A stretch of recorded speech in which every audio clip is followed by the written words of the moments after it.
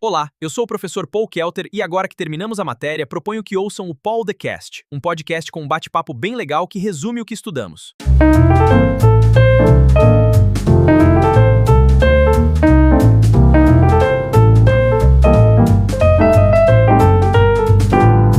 Imagina comprar uma fazenda novinha em folha. Ah, o sonho de muita gente. Pois é, a escritura tá lá, toda assinada, o carimbo do cartório brilhando no papel, a transferência bancária foi confirmada. Tudo certo, né? Até aí, perfeito. Mas aí a pessoa chega no local pra abrir a porteira e, surpresa, uma pessoa estranha trocou os cadeados e tá morando lá dentro. Nossa, um pesadelo absoluto. Total. E a reação imediata, instintiva mesmo de qualquer um, seria chamar a polícia na hora pra expulsar o invasor, certo? Com certeza, é o que o bom senso manda.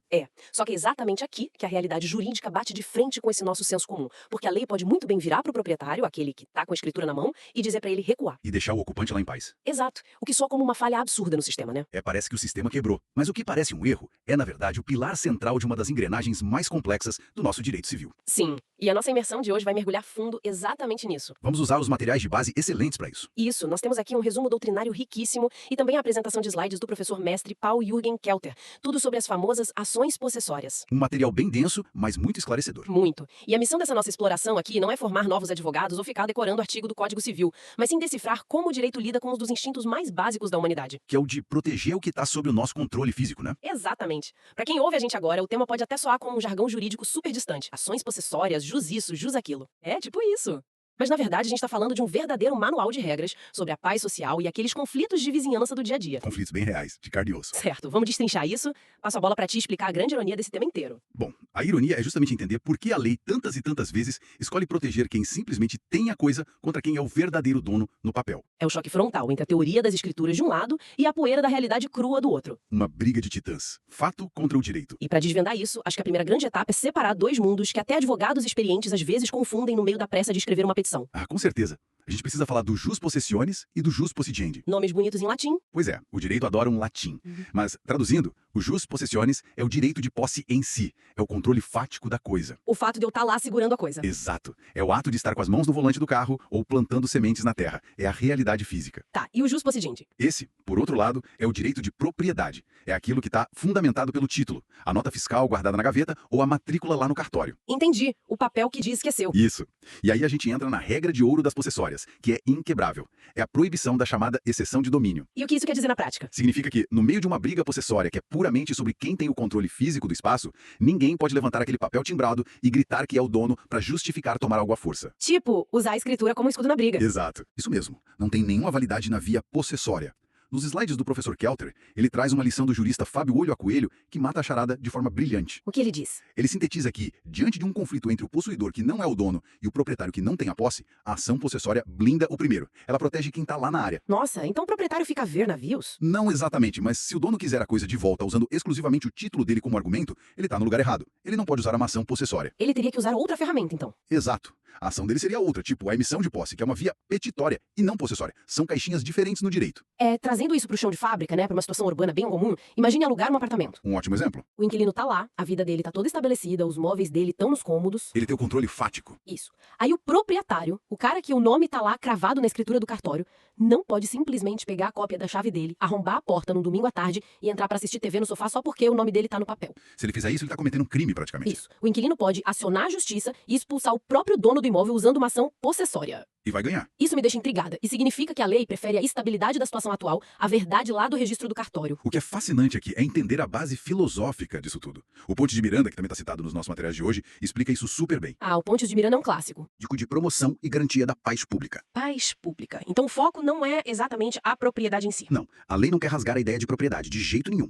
Mas ela quer desarmar a sociedade. Ela quer evitar o caos. Faz sentido. Se qualquer pessoa pudesse fazer justiça com as próprias mãos só porque tem um recibo... Ia ser um faroeste constante. Imagina o colapso. A lei obriga o proprietário a usar os tribunais, a ter paciência. É um dique de contenção contra a barbárie mesmo. É como se o sistema dissesse assim, não faça justiça pelas próprias mãos, mesmo que você tenha um papel dizendo que você tá certo. Perfeito. A mensagem é exatamente essa. Bom, agora que a gente já estabeleceu que a posse fática é super protegida, a gente precisa entender como a lei reage quando essa posse sofre um ataque. E os ataques vêm de várias formas, né? Aqui é onde a coisa fica realmente interessante. O material do professor Kelter mapeia essa dinâmica e não é só uma lista chata. É tipo um cardápio de agressões. Uma escalada de tensão no terreno. Sim, e ele divide em 3 níveis, certo? Isso. Começa no grau mais brando, digamos assim, que é a ameaça. Ameaça iminente. Isso. O ataque físico ainda não aconteceu. Ninguém invadiu nada ainda, mas tem um perigo real rondando. Tipo um grupo de pessoas se aglomerando na frente de uma fazenda, olhando por cima da cerca. Perfeito. Ou ameaças verbais bem claras de que amanhã vão entrar. Nesse caso, a ferramenta de defesa que o direito dá é o interdito proibitório. Interdito proibitório, nome forte. É uma ação preventiva. É de caráter cominatório. O juiz não vai mandar devolver a terra, porque afinal ela não foi perdida ainda. Lógico. Ele simplesmente emite uma ordem de obrigação de não fazer. Tipo, olha, se vocês entrarem aí, a multa vai ser gigantesca. É pra assustar mesmo. Tá, mas digamos que a linha foi cruzada. O vizinho decide que a cerca dele deveria ficar 3 metros pra dentro do terreno ao lado. Eita, clássico caso de briga de divisa. Pois é, e ele começa a mover as estacas de madrugada, ou resolve estacionar um trator diariamente bloqueando seu portão de saída. Aí o jogo muda. A gente sai da ameaça e entra no segundo nível, que é a turbação. Turbação, o nome já diz, é uma perturbação. Exato. O controle do espaço não foi perdido 100%, mas o exercício da posse está sendo sufocado, incomodado o tempo todo. O trator na porta não deixa a pessoa sair de casa em paz. Isso. E a ação possessória para curar isso é a manutenção de posse. O juiz manda tirar o trator e manter o ocupante em paz no que ele já controla. E o último nível, o grau máximo de agressão. Aí é o esbulho. A invasão se concretiza para valer. Trocaram as fechaduras. Sim, o ocupante original é jogado na rua, perde tudo. Nesse caso de perda total, a vítima precisa usar a ação de reintegração de posse. Reintegrar, colocar de volta no lugar. Isso, o objetivo é devolver integralmente o que foi arrancado da pessoa. Mas olha só que cenário confuso. E se a pessoa que tá sofrendo o ataque confundir tudo, no calor do momento? Como assim? Digamos que o vizinho tava só bloqueando a entrada com aquele trator que a gente falou. Isso é turbação, certo? Certo, turbação. Aí a vítima vai correndo no advogado e entra com uma manutenção de posse. Só que no dia seguinte, no meio do processo, o vizinho surta e invade a casa inteira, consolidando um esbulho total. A situação escalou do nada. Sim. E aí, a petição lá no fórum agora tá com o nome errado, a pessoa perde a ação, o juiz manda extinguir tudo e ela tem que começar do zero pagando novas taxas porque errou a etiqueta. Ah, aí é que tá a mágica do processo civil nessas situações. Se fosse em outra área, errar o procedimento seria quase fatal pro caso. Mas nas possessórias... Nas possessórias entra um conceito brilhante chamado fungibilidade. Tá lá no artigo 554 do CPC. Fungibilidade. O que isso faz na prática? O legislador sabe que a dinâmica de uma invasão física muda muito rápido. É caótico. A realidade no terreno é muito mais rápida que o papel do fórum. Exatamente. Então, pela fungibilidade, o juiz deve processar a ação olhando para a realidade dos fatos hoje. Ele ignora o rótulo técnico. Ele ajusta internamente. Sim, se a vítima pediu manutenção, mas o juiz vê que virou esbulho e que ela precisa de reintegração, ele simplesmente entrega a proteção certa. Nossa, que alívio pra quem tá desesperado, né? Muito. A justiça para de olhar para a burocracia da capa do processo e foca no conflito real. E tem mais. Tem a questão da acumulação de pedidos também, no artigo 555. Ah, isso tava nos slides também. Como funciona? A vítima não precisa entrar com uma ação só para pedir a terra de volta e depois outra na vara civil para cobrar o portão que o invasor quebrou. Seria um inferno processual. Seria. Então a lei permite pedir tudo junto. A pessoa pede a posse de volta, pede indenização pelas perdas e danos e ainda pede o valor dos frutos, tipo uma safra que o invasor colheu. Tudo no mesmo pacote. Tudo isso mostra como a lei tenta dar uma resposta muito eficiente pra vítima. Só que, passando pelos materiais, eu vi que tem uma variável crítica aí, o relógio. Ah, o relógio não para. O tempo de resposta muda tudo. Pois é, a agilidade do possuidor para procurar ajuda dita o tipo de arma que o Estado vai dar pra ele. É a famosa diferença processual baseada no prazo de ano e dia, lá do artigo 558 do Código. Ano e dia. Explica essa diferença brutal. Seguinte, se a vítima ajuizar a ação em menos de 1 ano e 1 dia da data do ataque, essa ação é considerada de força nova. Força nova. Isso. E o grande trunfo da força nova é que ela segue um rito especial. O juiz pode dar uma liminar chamada inaudita alter parte. Mais um termo chique. Que significa? Significa uma ordem imediata de desocupação, sem sequer ouvir o réu. Uau. O juiz simplesmente manda a polícia lá e tira o invasor antes mesmo de perguntar a versão dele? Exato. É uma pancada. Mas, se o prazo passar desse ano e dia, a ação vira de força velha. E aí a mágica da liminar rápida some. Soma. O processo cai no rito comum. E para conseguir uma ordem rápida no rito comum, o autor tem que suar muito para provar todos os requisitos super difíceis de uma tutela de urgência geral. Ele tem que provar risco de dano irreparável e tudo mais. E o invasor vai ter o direito de ser ouvido antes de qualquer decisão de despejo. Mas por que exatamente 1 ano e 1 dia? Eu tenho que perguntar isso, porque parece um número de conto de fadas. Parece feitiço, né? Total. E além disso, se a posse do invasor é injusta, ele tomou a força. Por que esse invasor ganha um super desconto processual, uma vantagem, só porque o calendário virou a página? A invasão não deixou de ser crime. Isso levanta uma questão importante sobre a lógica do direito material. Como assim? A agressão não perde o caráter injusto, o invasor continua errado e o verdadeiro possuidor ainda tem o direito de retomar a área. Tá, então por que o rito muda? Porque os procedimentos especiais existem para otimizar o processo com base na urgência real da vida. Pensa numa emergência médica. Tá, tô imaginando. Se alguém tá tendo um infarto agora, a ambulância vai com a sirene ligada, corta sinal vermelho. Isso é a força nova. É a urgência absoluta de restabelecer a paz que acabou de ser rompida. Entendi. Mas se a pessoa perdeu a posse, a casa tá lá ocupada, e ela demora 13 meses, 14 meses para ir reclamar no fórum. A poeira já baixou. A situação se estabilizou no terreno. Exato. Aquele caráter de explosão social imediata não existe mais. Então o Estado diz, olha, eu ainda vou te proteger. Mas aquela urgência de mandar a polícia sem ouvir o outro lado, isso acabou. Faz todo sentido agora. A pressa processual acaba porque o próprio autor da ação não teve pressa. Perfeito. A situação virou um litígio comum. E já que a gente falou de rito comum e do momento em que o réu finalmente vai ser ouvido, a gente tem que explorar o que acontece quando ele ganha o microfone no processo. Ah, Nas possessórias, a defesa pode ser fatal. Pode virar o ataque, né? Eu li sobre o caráter duplo ou natureza dúplice da ação. Artigo 556 do CPC. Isso mesmo. No processo civil normal, funciona assim: o autor ataca, o réu usa contestação só para se defender como um escudo. E se o réu quiser atacar o autor de volta? No rito padrão, ele teria que abrir um procedimento paralelo chamado reconvenção. Pagar novas custas, fazer uma burocracia imensa. Mas nas possessórias é diferente. Eu fiz uma analogia lendo o material. É como jogar a carta reverso do jogo Uno. Nossa, é a melhor analogia possível. É exatamente o reverso do Uno. É uma virada instantânea no mesmo papel, né? Sim, o réu usa a própria contestação, que deveria ser só a defesa dele, e diz pro juiz: olha só, a história não é essa não. Quem invadiu o meu espaço foi ele. Ele inverte a narrativa. Total. Ele já pede na mesma hora a proteção da posse para ele mesmo e ainda pede indenização contra o autor que começou o processo. E por que o código permite isso, sendo que o normal é tão burocrático? De novo, para prestigiar a eficiência processual. A briga já não é sobre quem tem o controle fático daquele pedaço de terra específico. Sim, o foco é esse. Então as provas vão ser as mesmas, as testemunhas vão falar sobre aquele mesmo dia. Para que abrir outro processo? O juiz ouve todo mundo e resolve o conflito inteiro ali mesmo, numa tacada só. É bem inteligente. Bom, a gente já cobriu prazos, documentos, defesas. Acho que para fechar esse quadro legal com chave de ouro, o foco tem que sair um pouco dos papéis e ir para os personagens que habitam essas disputas. O fator humano. Fundamental.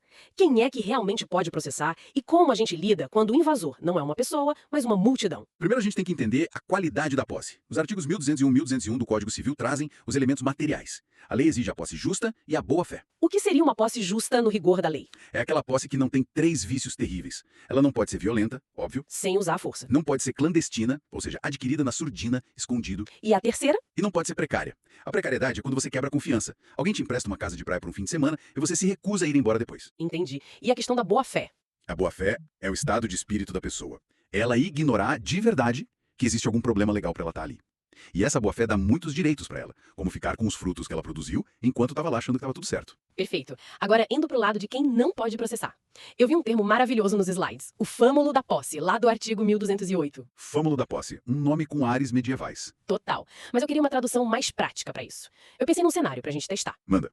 Se eu compro um sítio gigante e contrato um caseiro pra cuidar de tudo, ele que mora lá, ele que capina, ele que solta os cachorros. Certo. Aí um belo dia, enquanto eu tô viajando, alguém invade o sítio e expulsa o caseiro de lá. A pergunta é, esse caseiro, que tava no controle físico de tudo, pode contratar um advogado e entrar com ação possessória no nome dele pra recuperar a terra? A resposta é um gigantesco não. Ele não pode. Não pode mesmo. Por quê? Porque ele é a encarnação do fâmulo da posse. O caseiro é um mero detentor. Ele tá lá numa relação de dependência econômica, cumprindo ordens suas. Ele segura a posse em seu nome. Ah, ele é meio que uma extensão minha lá no terreno. Exatamente isso. Falta pra ele a legitimidade ativa pro processo. Quem tem que entrar com a ação é você, a dona ou a possuidora legítima, não o funcionário. Ok, ficou super claro. Pra conflitos individuais. O patrão contra o invasor, o vizinho contra o vizinho. Mas a gente tem que avançar pra pior dor de cabeça do sistema.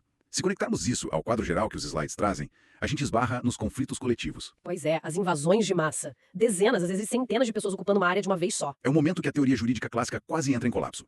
Pensa em citar todo mundo no processo. Pegar nome e identidade de 300 famílias acampadas num terreno sem luz. Impossível, né? É, o oficial de justiça ia passar o ano inteiro lá tentando. Como a lei resolve isso? A lei é pragmática. Ela manda o oficial ir lá e citar quem ele conseguir achar presencialmente no dia. E os outros 200 que não estavam na hora? São citados por edital. É uma citação ficta, mas que garante que o processo ande. Mas a parte mais tensa deve ser quando a gente cruza aquele relógio de um ano e um dia com essas invasões coletivas, não é? Aí, ali, pesa no freio com muita força. Nas ocupações coletivas antigas, aquelas de força velha. Aquelas que já têm barracos montados, crianças na escola, comunidades inteiras formadas. Isso mesmo. Nesses casos de força velha, a lei proíbe o juiz de dar uma liminar de desocupação usando a força sem antes cumprir um rito obrigatório. Ele impõe uma audiência de mediação. Eles tentam o diálogo antes da tropa de choque? Tem que tentar. E não é só o juiz. O Estado inteiro é chamado para essa mesa. O Ministério Público tem que participar, a Defensoria Pública também, porque estamos falando de vulnerabilidade econômica pesada. Faz todo sentido. Tirar centenas de pessoas à força depois de tanto tempo a receita para uma tragédia social gigantesca. O objetivo da mediação é esgotar todas as opções políticas e pacíficas para evitar derramamento de sangue antes de cumprir a reintegração da terra. É muito impacto humano. Então, o que tudo isso significa juntando as peças da nossa exploração? Bom, a gente viu muita engrenagem girando. Sim, a gente aprendeu que o direito valoriza profundamente o fato físico de possuir algo para manter a paz social. É melhor proteger o fato hoje e discutir a papelada amanhã do que deixar o caos reinar. Com certeza. A gente viu que a lei tem jogo de cintura e perdoa os erros de nomenclatura com a fungibilidade para focar na justiça real e estancar a hemorragia do conflito. Mas também aprendemos que ela pune a lentidão, né? Quem dorme no ponto por mais de ano e dia perde a via expressa da liminar inaudita altera parte. Bem lembrado. E vimos a mágica da contestação com natureza dúplice, o tal do reverso do Uno, onde o feitiço vira contra o feiticeiro no mesmo processo. Tudo muito ágil e eficiente. E por fim, o papel fundamental do Estado na mediação coletiva. Uma máquina jurídica centenária construída para lidar com tratores, cercas, fechaduras e terrenos tangíveis. O mundo das coisas físicas que a gente consegue tocar. Mas eu sei que você sempre traz uma reflexão diferente no fim das nossas imersões. Pois é, porque o mundo está mudando rápido demais para a gente ficar só olhando para as cercas da fazenda. A provocação que eu deixo hoje para quem está acompanhando a gente é sobre as novas frentes da riqueza humana. Riqueza que não dá para tocar. Exato.